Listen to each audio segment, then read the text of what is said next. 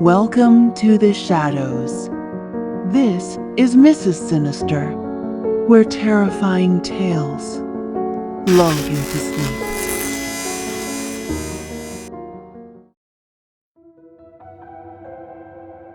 Leonard used to count his breaths when things became unbearable.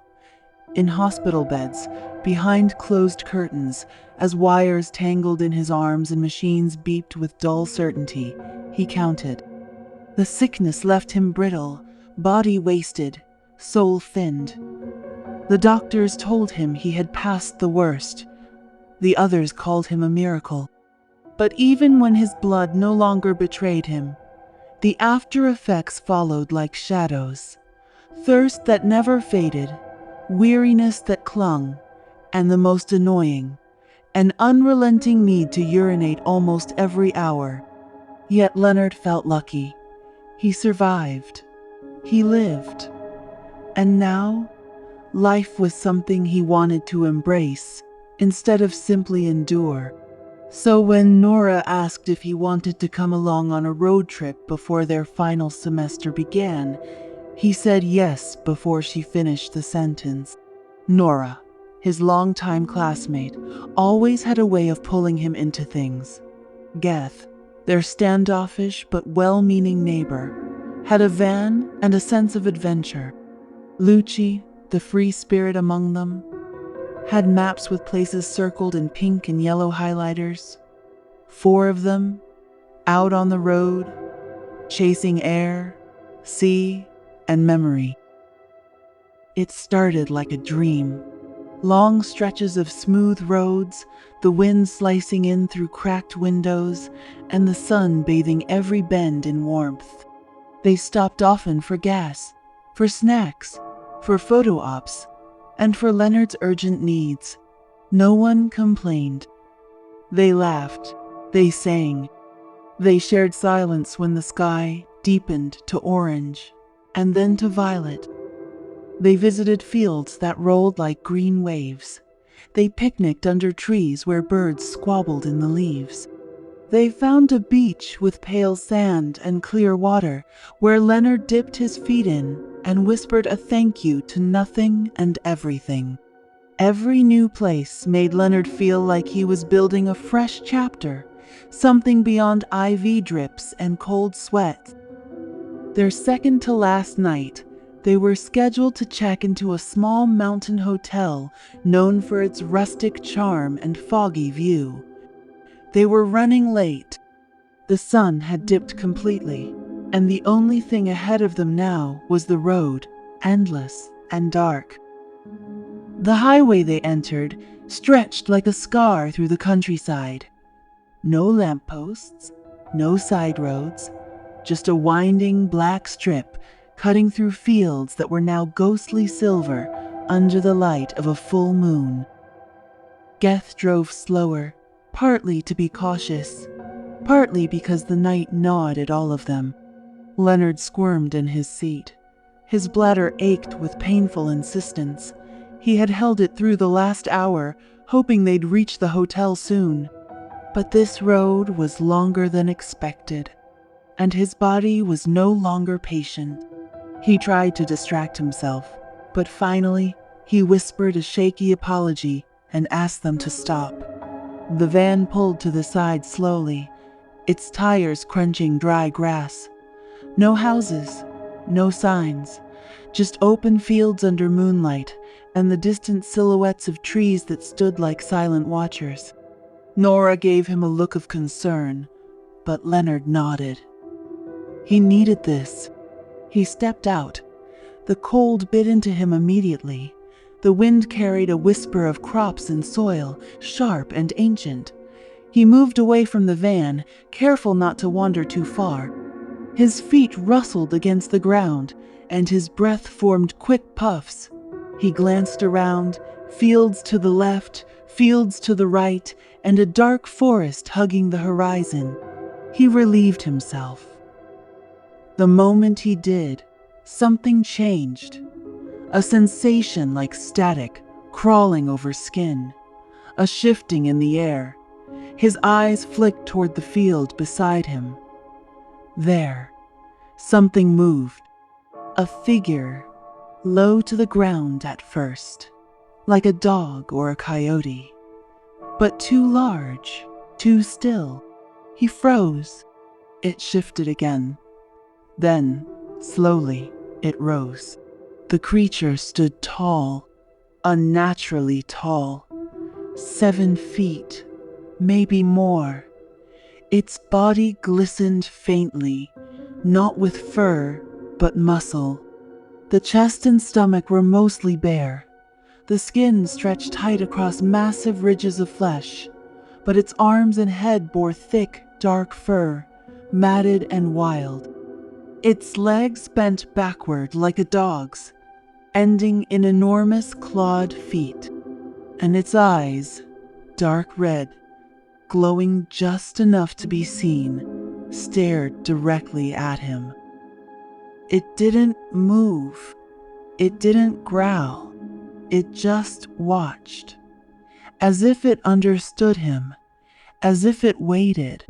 Leonard couldn't breathe, couldn't move, couldn't even think. Warmth spread down his legs again. He had lost control. His heart hammered against his ribs. Behind him, the van door slid open.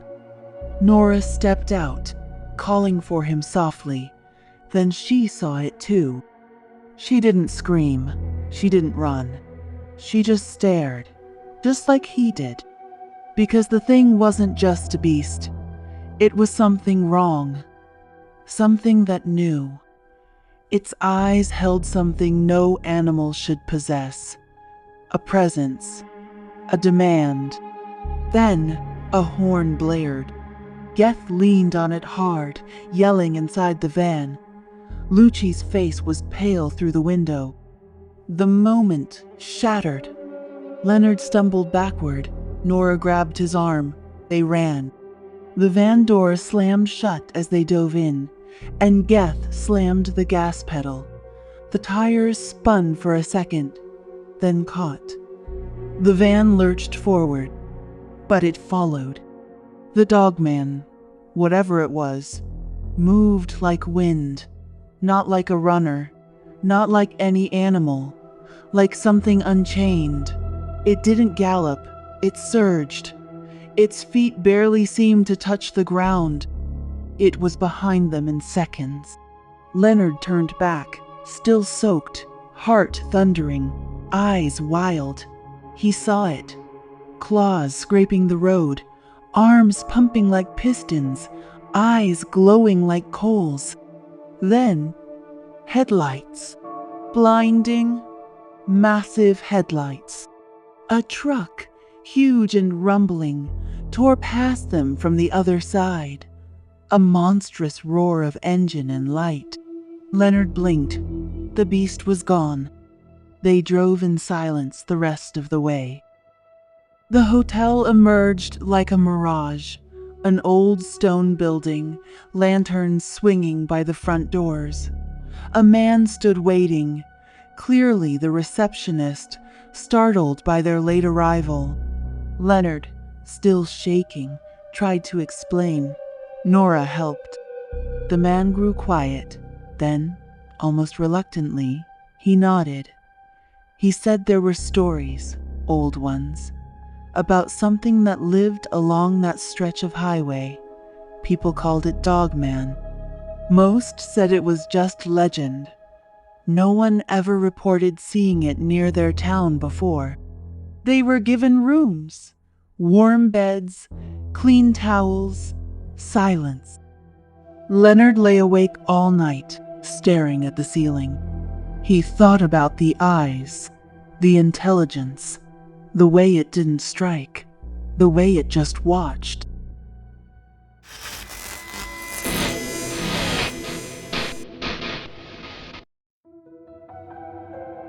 Megan had always known she was different. Not in the loud, rebellious way that some teenagers claimed, but in a quiet, unsettling way that only she understood. While her classmates talked about pop stars and school dances, Megan pored over books with tattered spines, books that whispered secrets in footnotes and margins.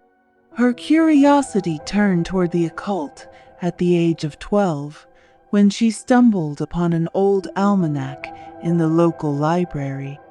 From there, it spiraled: sigils, necromancy, theosophy, ancient rites that spoke of doors to other places, truths hidden from the world. Her family didn't know, could never know. Devout Christians, every one of them. Her father, stern and proud, quoted scripture even at the dinner table. Her mother wore a cross like a badge. Her two older brothers, Michael and Raymond, treated Megan with the protective smugness of siblings who believed their sister too fragile for the world. And then there was Joseph, the youngest, all light and innocence, barely 10 and still cradled in the warmth of unquestioning belief. They never suspected a thing. Megan learned to hide. Her Kindle became her altar, filled with digital copies of forbidden texts. Her closet had a false bottom, a box hidden beneath her dresses, where she kept stones, candles, and anointing oils she ordered under fake names. Her silence was her sanctuary. So when her family announced the cruise, she had no real say in it. It was her parents' wedding anniversary, and they wanted to celebrate in a way they never had. A week-long voyage across southern waters, multiple island stops, feasts, shows, and sun. Megan hated it instantly. She didn't like loud places, didn't enjoy pools, didn't trust the ocean. But she was a middle child, and middle children learn quickly that objection earns nothing. The cruise ship was a floating city, bright lights, smiling staff, music constantly pouring from hidden speakers. Her brothers dove into the experience, literally, in the case of the pool, while Megan kept to herself. She spent most of her time reading by the loungers, hood pulled up, Kindle in hand. She didn't dare open any books with occult titles in public, but she had cleverly disguised them under common names. Hidden currents, the shore below, silent waters. Beneath those names were grimoires. While her family made memories with laughter and cocktails, Megan observed. The ocean was vast, unknowable. At night, it consumed the horizon. No land, no lights. Only moon, water, and blackness stretching forever. Something about that moved her deeply. It was the first time she felt that the occult wasn't just theory. That maybe, just maybe, something out there looked back. The food was the only thing she enjoyed freely. Endless buffets, sweet and savory spreads, fruits she couldn't name, bread still steaming from hidden ovens. She allowed herself that indulgence. In the quiet of her cabin, she journaled what she saw. The way shadows moved oddly in some hallways, how the water at the stern sometimes bubbled without reason, how an old man she passed muttered a prayer that didn't seem Christian. On the fourth night, the air changed. Her parents had gone to sleep early after a dance. Her brothers were scattered. Michael playing poker, Raymond nursing a headache, Joseph curled like a kitten in bed. Megan couldn't sleep. Something tugged at her, a thread woven through her chest, pulling gently toward the outside. She slipped on her jacket, pocketed her Kindle, and made her way to one of the observation decks. Not the grand one where couples kissed and took selfies, but the smaller deck near the ship's rear, often ignored, unstaffed at night. The corridor lights flickered as she passed. Her footsteps echoed against the metal walls. She reached the deck door and opened it slowly. The air was cold, salted, and sharp. The sky was moonlit and cloudless, a silver dome stretching over endless ink. She stood there for a while, arms wrapped around herself, eyes scanning the horizon. Then she saw it. At first, it was a ripple, then a shape. Something swimming beside the ship. Graceful, fast. It stayed close to the hull, dipping in and out of view, its body long and pale. Megan leaned forward, heart pounding. It breached slightly, just enough for moonlight to catch its form. Humanoid, slender, arms that moved like oars, feet like fins, no hair, no clothes. Smooth, wet skin, like porcelain soaked in milk. Its face surfaced, and it looked at her. No mouth, just small slits, no nose. Its eyes were vast and completely black, but they shimmered. It stared at her with a focus that made her chest tighten. She couldn't move. It dipped beneath the water again, then circled, surfacing near the same place. It swam with eerie elegance, like a dancer in liquid. Its body undulated slowly, serpent-like. Minutes passed, maybe more. Then, it vanished. The sea swallowed it, without a sound.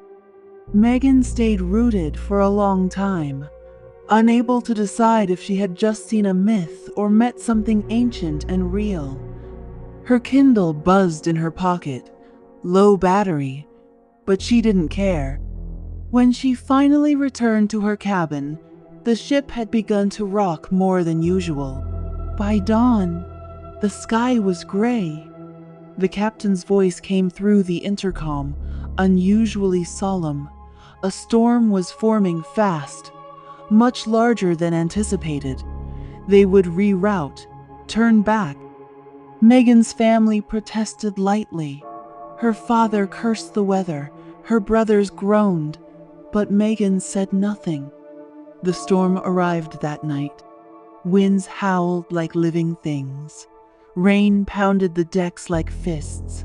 The cruise ship trembled under waves that rose like towers. People screamed in hallways, plates shattered. Crew members scrambled with strained faces. Lightning struck water with electric fury. Megan sat alone in her bunk, knees to her chest, heart calm. The storm didn't scare her. She knew it was connected. She didn't know if it was a warning or an anger, a reaction or a result, but the appearance of that creature, no, that being, and the violence that followed couldn't be coincidence. She dreamt of the ocean swallowing her, of the creature reaching out, not to pull her under, but to offer something. A choice? A knowledge. When she woke, the ship was steady again. The storm had passed. The sky was blue, but the trip was over. They docked 2 days earlier than expected. No refund, no apology. Just quiet apologies from pale-faced staff and whispers among passengers about the freak weather. Megan never spoke of what she saw. Not to her parents, not to her brothers.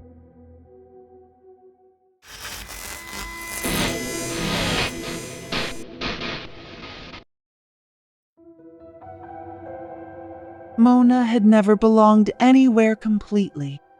Born in the United States to parents who left their homeland young, she grew up surrounded by wide streets, chain restaurants, cold winters, and the endless hum of fluorescent-lit stores. But inside their house, her world shifted.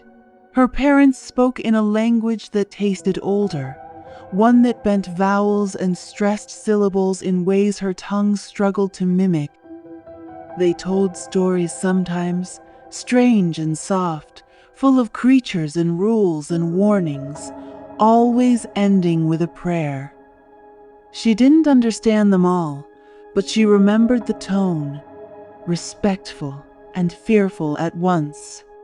Her previous trips to the Philippines were short and sterile. Big malls, bustling airports, walled subdivisions in cities that seemed like louder versions of the American ones. Her parents spoke about the real Philippines, the old hometowns in the province, but they never stayed long. Now, in her 17th year, they finally brought her to the place where her father had been born.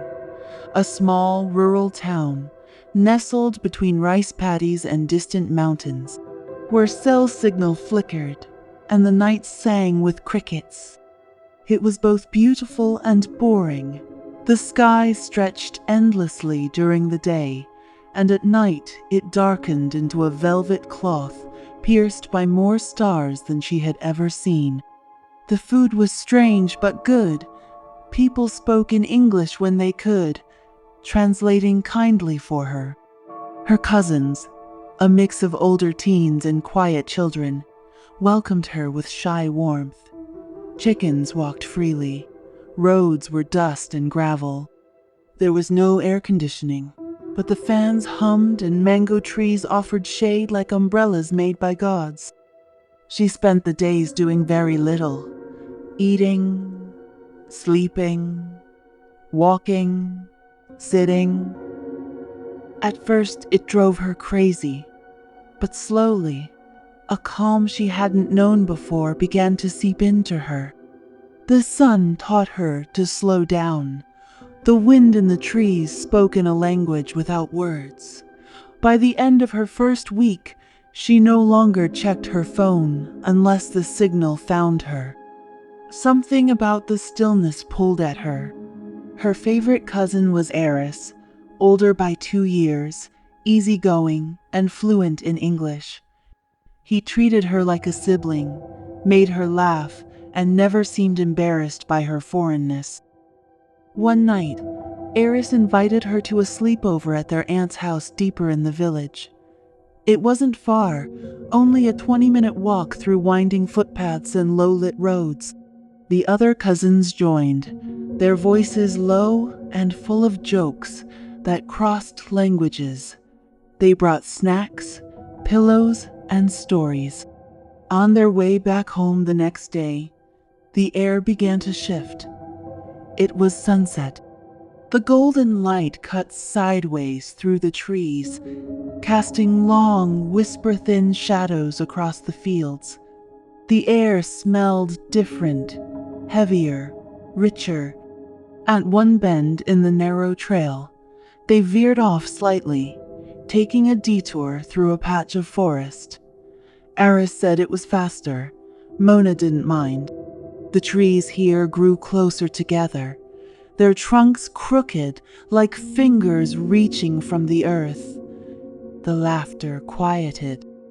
And then came the smell. It hit her all at once. Sharp, sour, and thick.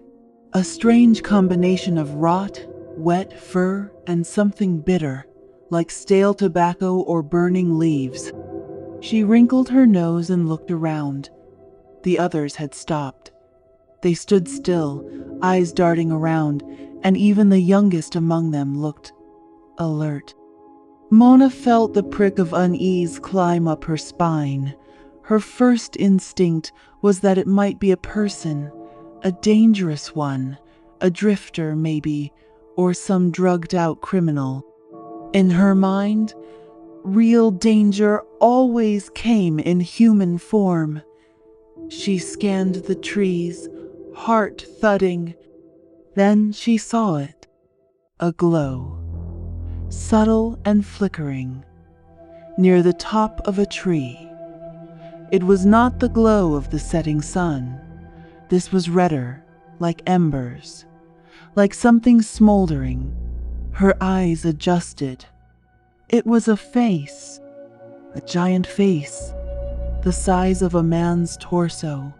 hidden behind branches and thick tangles of leaves. Ragged hair dangled like vines. Huge red eyes burned through the dusk. They were wide, sunken, glowing from within. The skin around them was tight and cracked, stretched over a face that was neither beast nor man. The mouth was crooked, no lips, just teeth. Long, yellowed, sharp, and uneven. The body behind the face was worse, massive, hairy, limbs as thick as coconut trunks. Its chest rose and fell slowly, like it had been holding its breath for years. It perched impossibly on a tree branch thick enough for birds. It blinked, and the glow in its eyes dimmed for a split second, then flared brighter. Mona's body locked. She couldn't scream, couldn't run, could only stand there, caught in the gaze of something older than logic.